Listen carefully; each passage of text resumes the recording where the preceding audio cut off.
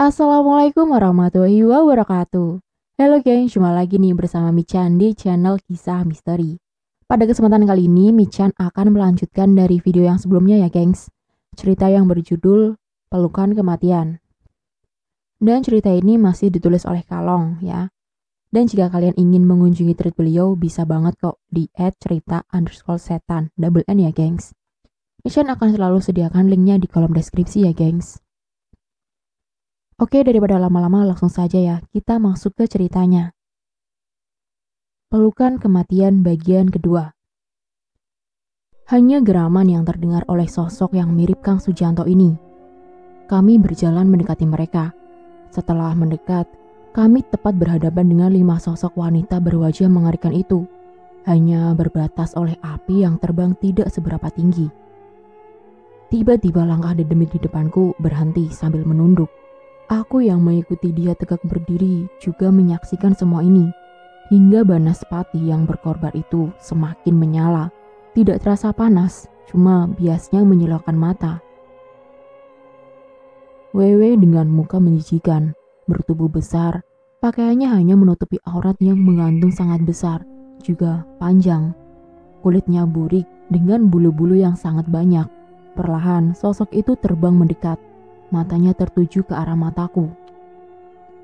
Cara mengelabui makhluk berjenis kalong wewe ini, jika berhadapan langsung, kita wajib pura-pura tidak melihatnya.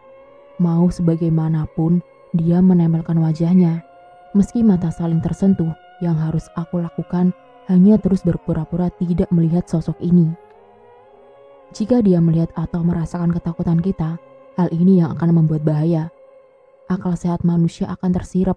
Setelah manusia disusuinya, maka kewarasan itu akan hilang. Jika dikembalikan ke alam fana pun, maka seperti orang yang tidak waras lagi.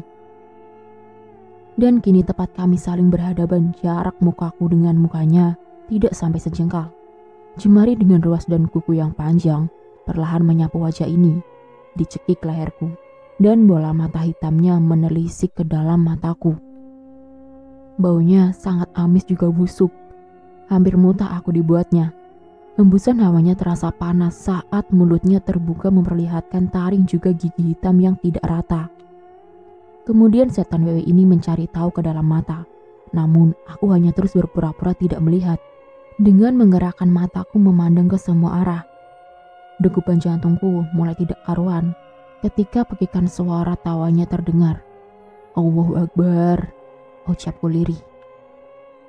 Sampai terangkat tubuh ini beberapa jengkal dari tanah dengan muka yang saling berhadapan.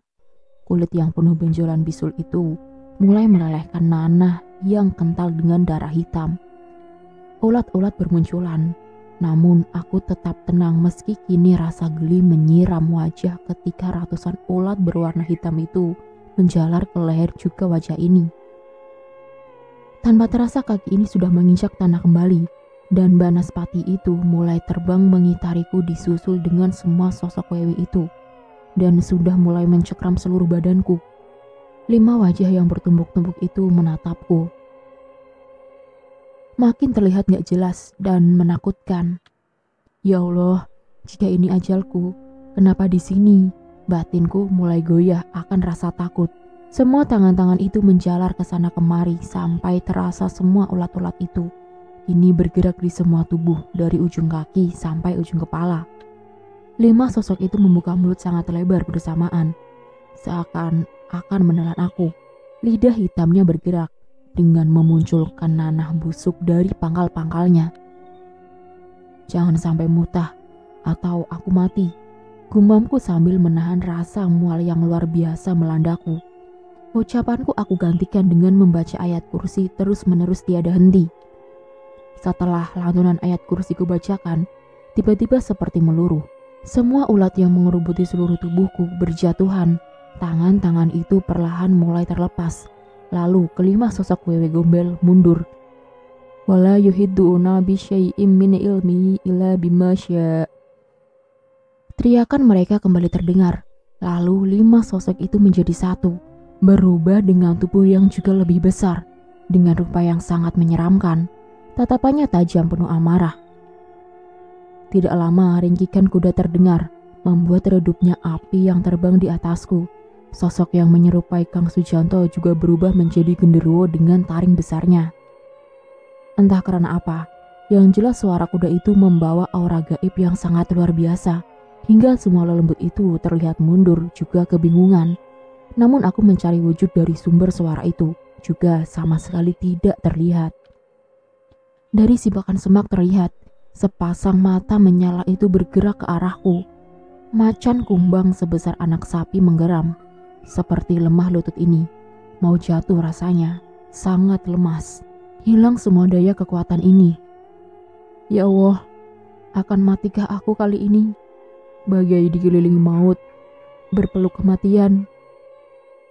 Lirih ucapku dalam gemetar yang tidak tertahan lagi. Dalam kondisi apapun, jangan meluruhkan iman. Jangan tinggalkan keyakinan. Percayalah, Tuhan ada dalam kondisi apapun. Derap langkah kaki kuda juga ringkikannya terdengar. Aku yang masih bergetar berdiri bersama sosok yang merasakan kegusaran itu. Macan kumbang menggeram keras, membuat aku tidak lagi sanggup berdiri. Tersimpu di atas tanah dengan lemah. Pasrah kini, hanya tetap terus melafazkan nama ilahi tanpa pernah terhenti. Namun macan hitam itu berdiri di sebelah kiriku, menatap tajam ke arah wewe gombel yang berada di depan sana. Salah dugaanku jika macan kumbang ini datang untuk menolong. Tidak seberapa lama sosok ini berubah menjadi bocah yang aku kenal, Joko, dengan tatapan marahnya. Joko, ucapku dalam lemah. Bocah itu hanya menatapku dengan mata berwarna kuning menyala, tersenyum memperlihatkan taring runcingnya.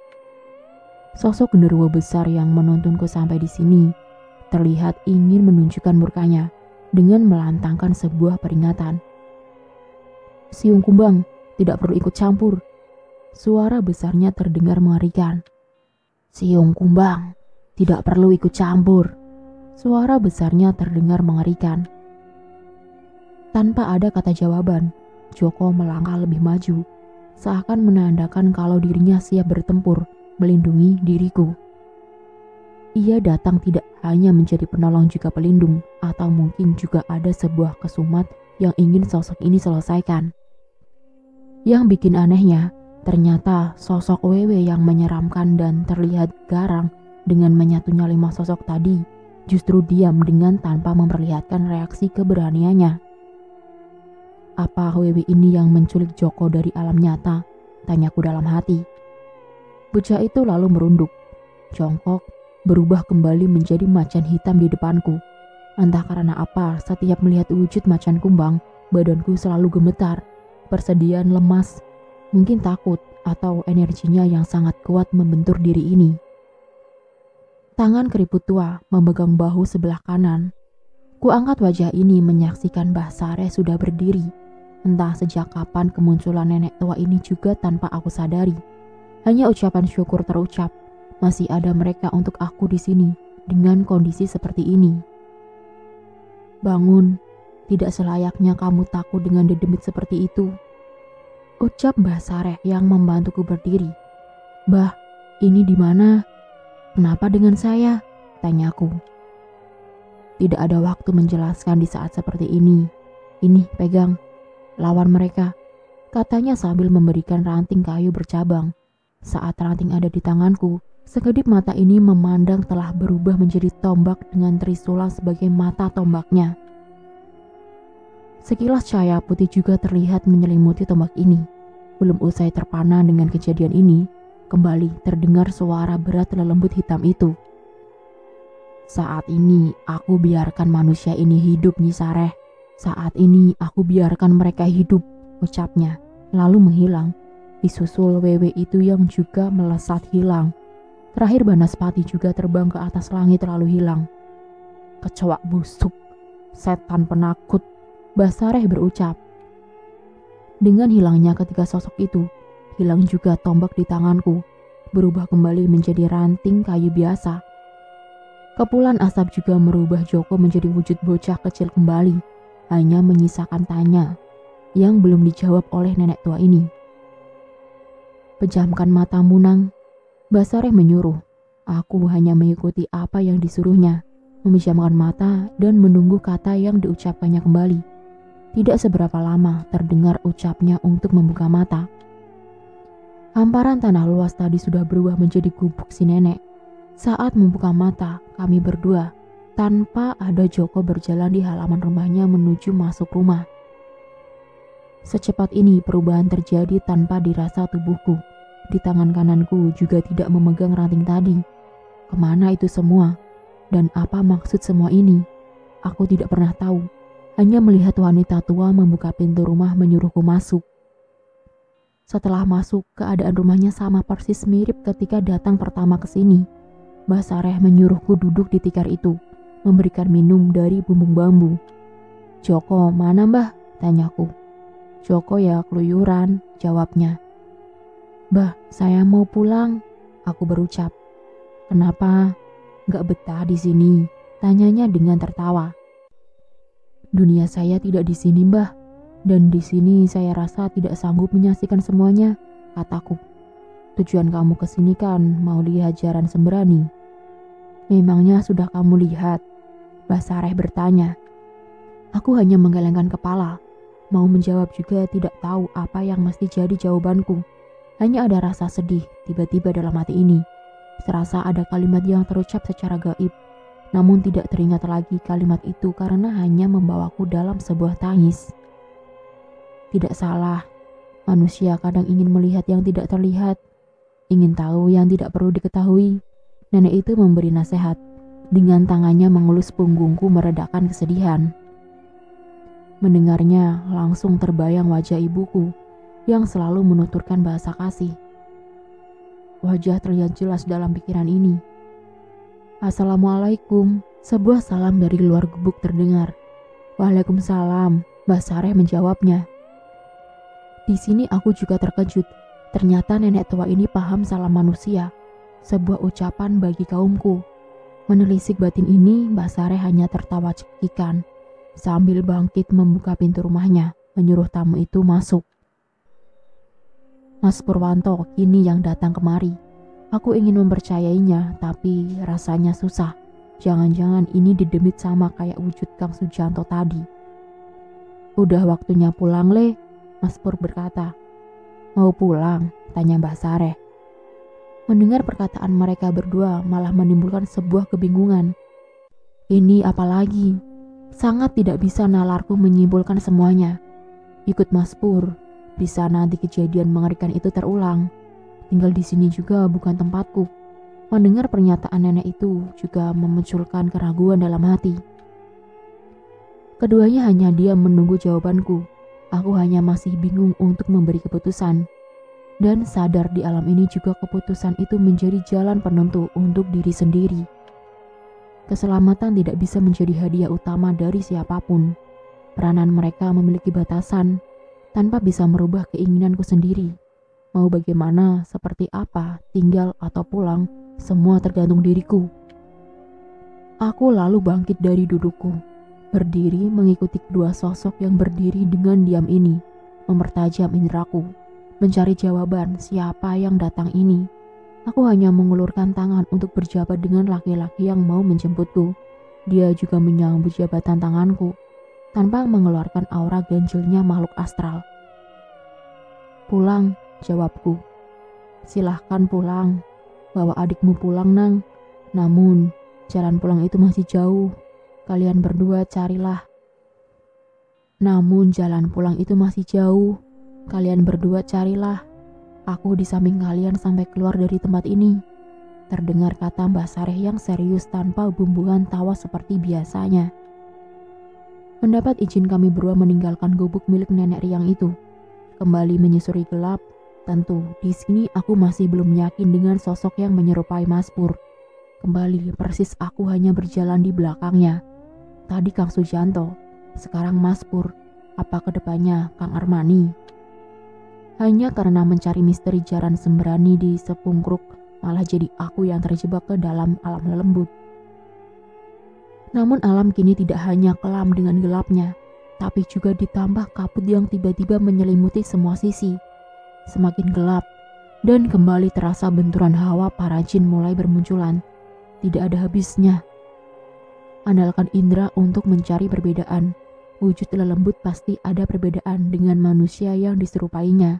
Selain mata untuk mencari, hidung untuk mencium bau yang keluar dari makhluk itu, gunakan juga indera perasa untuk mengukur aura yang dipancarkannya. Ingat, indera pendengaran harus jeli, karena di alam ini semua bisikan menyesatkan selalu terdengar. Perjalanan malam terasa begitu panjang, seakan waktu lambat berganti. Kami masih dengan penyusuran ganjil mencari di mana jalan untuk pulang, mencari kehidupan yang selayaknya, meninggalkan alam kelam. Langkah ini terus bergerak meninggalkan gubuk nenek tua itu, mengikuti Mas Pur. Entah sosok ini benar dia atau bukan. Rasa pusing menghampiri. Kepala terasa berat ketika tercium bau wangi pekat menusuk. Badan pun terasa berat. Semakin aku rasakan mencium dalam-dalam wangi bunga ini, tengkuk juga kepala serasa penuh tekanan hawa lain. Jangan dicium baunya. Ini sirup dari makhluk di depan sana, kata Mas Pur. Aku yang mendapat kode itu langsung menaikkan kaos untuk menutupi hidung.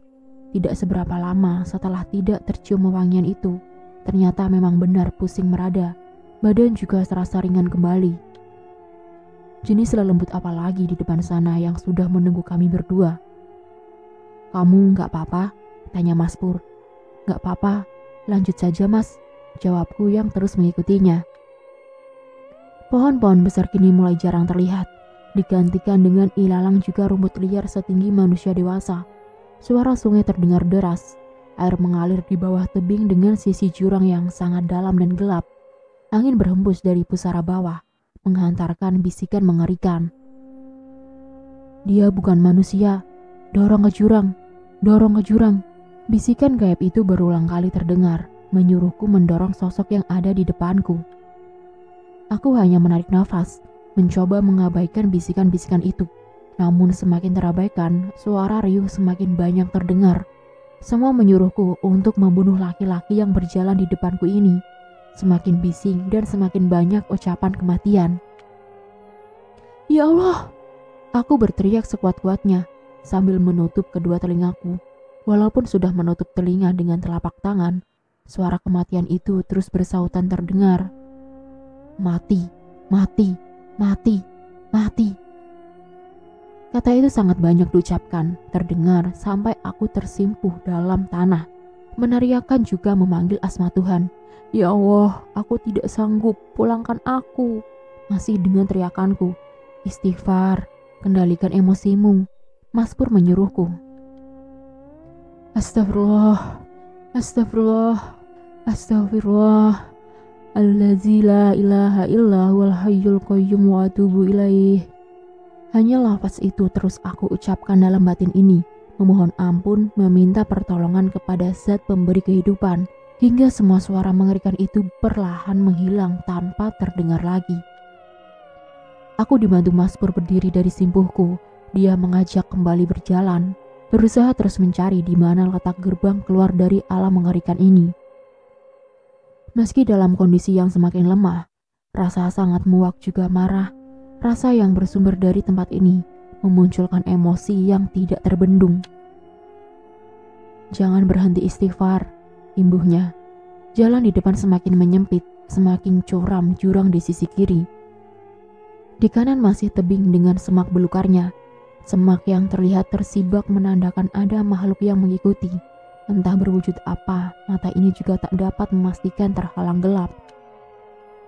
Roak gagak terdengar di atas langit. Masih pertanda suara kematian, batinku berucap menggantikan lafaz doa. Jauh sudah kami berjalan seakan tiada ujung, hingga sampai pada sebuah pohon tanpa daun berdiri tegak. Dengan purnama yang begitu besar terlihat, bersinar warna merah. 4 sosok laki-laki seperti memanggul tandu yang beratap segitiga, terlihat dari kejauhan. Apa itu? Tanyaku. Hati-hati saja, wanita dalam tandu itu perlu diwaspadai, jawab Mas Pur. Dari mana dia tahu ada sosok wanita di dalam sana? Sementara jarak kami masih terlalu jauh untuk menyaksikan itu. Jangankan wanita di dalam tandu, wajah keempat memikul itu saja belum terlihat sama sekali. Kembali wangi bunga itu tercium, namun tidak setajam tadi, dan tidak memiliki pengaruh apa-apa di diri ini. Hanya udara serasa segar terhirup menghilangkan pengapnya bau alam berselimut aura magis tadi. Setibanya berhadapan dengan mereka, diturunkan tanduk itu. Disibaknya selambu yang menutup. Lalu keluar wanita berparas cantik dengan tatapan matanya yang tajam.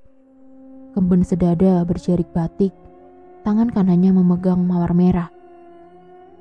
"Jauh perjalanan kalian sampai ke sini," ucap sosok wanita itu. "Aku hanya menjemput adikku untuk pulang," jawab Mas Pur. "Siapapun yang sudah memijak tanah sini hanya akan mengantarkan jiwanya padaku," terdengar kata ancamannya. "Jiwa kami milik Tuhan kami. Tidak ada siapapun berhak atas kehidupan juga kematian kami," balas laki-laki di sebelahku. Sunggingan senyum sinis terlihat dari sosok di depanku, seakan menandakan ketidaksukaannya mendengar ucapan kata tadi. Aku yang hanya berdiri menyaksikan perseteruan mereka, hanya menunggu apa yang akan berlanjut ke depannya. Pertempuran, kehidupan, ataupun kematian, semua itu belum terlihat. Hanya saja ini menjadi pertanda bukan hal baik untuk kami berdua. Kenapa di alam ini banyak sekali penguasanya, sementara kalau di alam lain yang pernah aku alami, suatu tempat hanya mempunyai satu pemimpin sesembahan. Berbeda dengan ini, ada Kolong Wewe, Basareh, wanita ini, juga yang lainnya, yang seperti semuanya bermusuhan satu sama lain. Jika berharap hidup, itu hanya akan ada satu orang di antara kalian berdua, katanya kembali terucap. Untuk apa bangsa kalian selalu menginginkan jiwa manusia? Kini aku mengucap tanya. Sudah takdir, ini garis yang dibuat moyang kita, jika kaumku dengan kaum kalian berseberangan. Saling berperang dari diturunkannya kita ke dunia ini sampai akhir dari dunia. Lantang ucapnya terdengar. Kaum kalian banyak yang satu tujuan dengan kami. Kenapa tidak denganmu? Pertanyaanku kembali terucap. Mereka yang berpihak dengan kaum manusia sudah menetapkan peperangan dengan kaumnya sendiri. Ucapnya semakin menunjukkan amarah. Mata yang semula sinis menatap, kini menyala berwarna merah. Dengan menunjukkan sosok itu mematahkan tangkai mawar yang digenggamnya. Empat sosok yang sedari tadi tertunduk mulai menunjukkan wajah beringasnya dengan tatap yang sama menyala. Geraman terdengar. Sibakan angin meniup dengan kencang, mengubah hawa yang semula adem menjadi panas, mencekam. Gitaran maut seakan siap menghampiri, memutar mencari nyawa. Situasi seperti ini banyak didapati, manusia gentar, takut, lalu mengikuti mereka untuk abadi di alam kelam. Sangat konyol jika hanya rasa takut menanggalkan keyakinan diri akan pertolongannya. Perdebatan terjadi antara kami dengan sosok wanita itu. Terlihat 4 anak buahnya juga bergerak maju. 2 di sisi sebelah kanan, 2 lagi di sisi sebelah kiri. Jika terjadi pertempuran, tentu ini tidak akan imbang. Karena hanya 2 lawan 5 dengan kemampuan yang pasti tidak bisa dianggap remeh. Tidak lama kemudian, sosok wanita cantik itu seperti mengeluarkan asap warna hitam tipis yang menyelimuti seluruh tubuhnya. Bagai aura pembungkus atau semacam penanda memaksimalkannya kekuatan yang terlihat. Menyaksikan itu, laki-laki di sebelahku mundur 1 langkah, tentu dengan persiapan diri. Semerbak wangi bunga mulai tercium pekat. Di sini, membuatku kembali menutup hidung. Mengikutinya mundur 1 langkah, terasa ada kedutan di bahu kananku, lalu menjalar turun seperti kesemutan sampai ke telapak tangan. Cahaya putih terlihat dan sebuah tombak yang hilang tadi kembali muncul dalam genggaman. Ini kapan datangnya tombak? Ucapku dalam hati. Melihat itu, kerlingan matanya menatap tajam ke arahku. Dahinya berkerut dengan bola mata menyala semakin lebar. Nyai Sembrani, kata itu terucap dari mulut sosok wanita itu. Nyai Sembrani, ini kan milik Mbah Sareh. Batinku menjawab kata itu. Apa Mbah Sareh itu yang menjadi cerita warga desa? Sosok dahulu yang menjadi legenda munculnya Jaran Sembrani. Semakin aku tidak paham dengan semua ini. Alam yang terasa sangat aneh dan sangat mengerikan. Sebuah dunia penuh dengan pertikaian. Seakan kematian menghambar menjadi sajian istimewa di sini. Patahan batang mawar di genggaman tangan wanita itu juga berubah menjadi sebuah keris berwarna kuning. Terlihat lekuk panjangnya semakin meruncing, dengan ganggang pegangan kayu berwarna hitam kecoklatan. Sambaran petir menghantam pohon kering tanpa daun di belakangnya, hingga gelapnya malam menjadi terang karena api yang berkorbar di pohon itu. Ditambah sorotan purnama merah, membuat terasa magis area ini menyeramkan, benar-benar singgup dan keangkerannya dapat dilihat. Jadi di balik langkah kalian ada Nyai Sembrani. Kembali ucapannya terdengar, dilanjut dengan tertawa mengerikan. Siapa kamu sebenarnya? Tanya Mas Pur. Aku Dewi Kolo Hanyuntari, penguasa negeri lelembut sini. Wanita itu menyebutkan nama dengan nada kesombongan sebagai penguasa. Izinkan kami untuk pulang. Kami datang juga tanpa mengusik apapun, sambung ucapan Mas Pur. Tanpa seizinku, kalian akan tetap berada di sini, hidup denganku atau mati. Kata itu terdengar darinya, sebuah tempat yang memiliki pilihan sangat sukar diterima, hidup untuk bersatu dengan setan atau memilih mati. Perasaan menjadi penyesalan diri. Kenapa harus sampai tempat sejauh ini jika hanya mencari kematian? Sungguh sebuah penyusuran yang salah. Perjalanan yang aku kutuk dengan teriakan dalam hatiku sendiri. Ingin aku tancapkan tombak ini ke arah sosok itu. Namun sebelum melangkah, tangan kiriku sudah dicengkeram oleh Mas Pur. Dia menatapku dan menggelengkan kepala, tanda tidak setujunya atas aku mengambil sikap. Kenapa halangi aku? Tanyaku dengan dada yang panas. Kamu mau mati konyol di sini? Katanya dengan nada yang berbalur emosi. Mendengar perdebatan itu, kelima sosok itu tertawa serempak seakan menyaksikan kelucuan kami berdua, atau menjadikannya bahan tertawaan yang sengaja mengejek kami berdua agar terpancing emosi. Gelegar tawa yang menjadi sebuah tantangan dalam pendengaran telingaku. Suasana seperti ini aku hanya menekan emosi dengan memikirkan wajah ibuku di luar sana, mengharap masih bisa kembali bertemu, juga menjalani kehidupan normal seperti waktu lalu.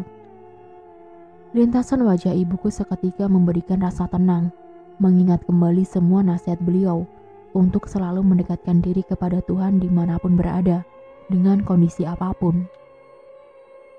Batin aku tuntun untuk melantunkan nafas suci, membaca doa yang aku bisa, sampai tubuh terasa panas, melawan itu semua dengan kalimat-kalimat agung, terus berdoa dengan posisi tetap berhadapan langsung, saling menatap. Sampai melesat wanita itu menusukkan keris menembus Mas Pur yang masih memegang tanganku. Anehnya, keris itu seperti tidak mengenai apa-apa, hanya menusuk angin, menembus tubuh di sebelahku. Wanita itu sontak mundur lalu menatap dengan heran, mengangkat tangannya lalu memandang tajam ke arah pusaka itu.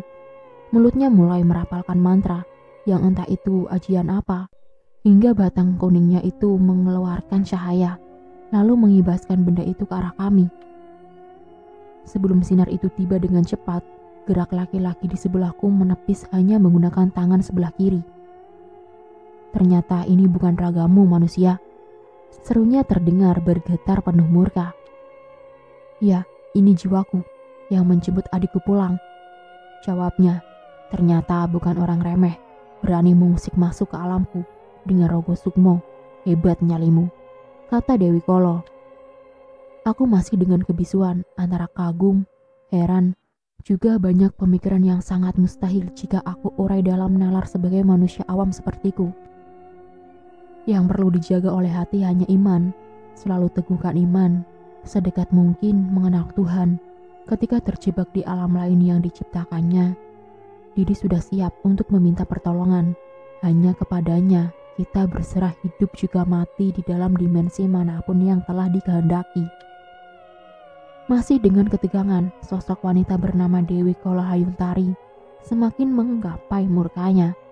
Dikibaskannya pusaka itu lalu keempat pengawalnya berubah menjadi sosok menyeramkan.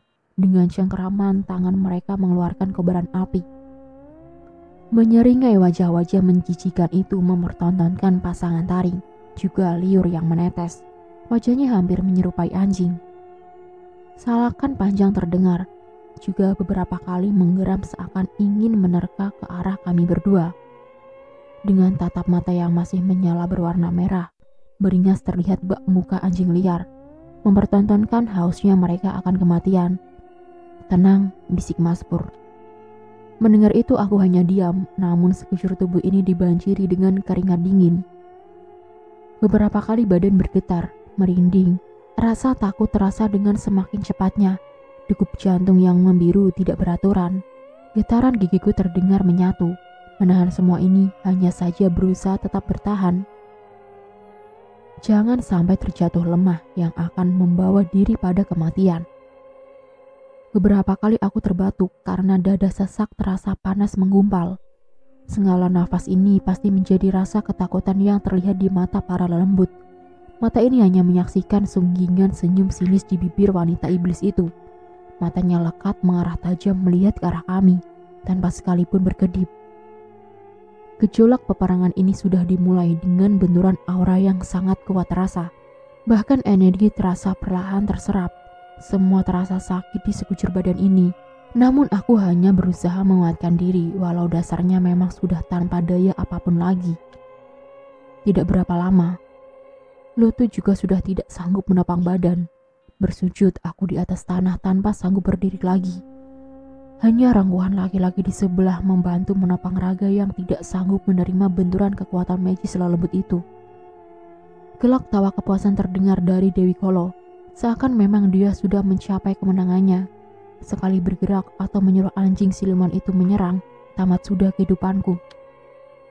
Hanya tersisa doa semata dalam hati, berpasrah jika ini kehendaknya, maka ampuni segala dosa juga kesalahan diri. Hanya terus memohon ampun. Mata kami masih saling melumpuhkan. Senyum yang aku berikan pada wanita itu sebagai tanda aku bukan manusia yang takluk akan iblis. Sudah terasa apa itu kematian? Teriaknya dengan sangat keras. Semakin ganas menggeram keempat penggawa itu menyerukan tanda jika bau ajal sudah bisa mereka cium dariku. Liur itu deras menetes dari mulut seakan ingin segera melumat raga ini tanpa ada sisa lagi. Terlihat dalam tatapanku jika mereka menantikan jatuhnya tubuhku untuk jadi makanan para siluman. Mata mulai meredup menatap, sesak nafas tidak hanya sekedar panas dalam diri, namun tenggorokan sudah seperti tercekik oleh tangan astral yang tidak terlihat. Sebelum terkulai, telinga ini masih mendengar. Cukup, biarkan mereka pergi. Terdengar suara Mbah Sareh. Hanya saja wujud itu sama sekali belum terlihat. Suara yang terdengar disusul dengan derapan langkah kuda berlari, lalu meringgik di belakangku. Bukan hanya itu yang terdengar, awan macan juga dari kejauhan menggelegar. Hadirnya Mbah Sareh membuat ciut nyali kelima didemit di hadapan kami. Tatapannya tidak setajam tadi. Api di tangan-tangan siluman anjing itu meredup lalu sirna dengan sendirinya. Tentu ini menjadi kelegaan buatku. Dada yang terasa panas juga berangsur reda. Kembali membuka mata dengan bernafas seperti biasa. Nyai Sembrani, ucap Dewi Kolo. Cukup Dewi, sudah terlalu banyak jiwa manusia mati di alam ini. Jangan menambah kotor tanah ini, ucap nenek tua yang kini melangkah maju di depanku. Hanya saja wujud Mbah Sareh tidak sama seperti tadi. Bukan berwujud nenek tua, tetapi wanita muda dengan satu tanduk pas di atas keningnya. Terlihat tangannya juga memegang tombak yang sama persis dengan tombak di tangan kananku. Wanita ini menjadi tameng dari benturan hawa magisnya lelembut. Sangat bisa aku rasakan ketika kembali aku bisa berdiri tegap tanpa ditopang. Kembali seperti mendapatkan kekuatan yang tadi hilang. Telinga ini mendengar lagi sebuah ucapan seperti mantra atau rapalan sebuah ajian. Prawiloning jagat Kiai Sebrang Lor, Ratu Sabrang Kulon, Dumadya samu barang, manunggal marang ingsun, leburing jagat karono pangeran, lebur tanpa mawujud, sirno kanthi pati kersoning Allah Ta'ala. Tiba Kang Armani sudah membidik dengan panah dari cahaya warna putih. Entah kapan dia datang. Tiba-tiba sudah ada di sebelah kananku, berdiri seperti Arjuna dalam pewayangan, tanpa bergeming dan mengucapkan apa-apa lagi. Hanya pandangan tertuju ke depan arah lawan. Semua datang tiba-tiba, dengan kemampuan masing-masing yang entah ilmu kanuragan jenis apa yang mereka semua miliki. Menyaksikan hal itu, hanya ucapan syukur ini terucap. Masih memiliki harapan untuk kembali pulang dan terlepas dari pelukan kematian di dalam jagat lembut. Macan hitam yang berdiri tegap di atas lereng juga siap menerkam ke arah gerombolan setan itu. Itu wujud Joko yang juga hadir untuk menolongku. Masih ada semuanya yang siap berperang hanya ingin mengeluarkan aku dari tanah kelam ini.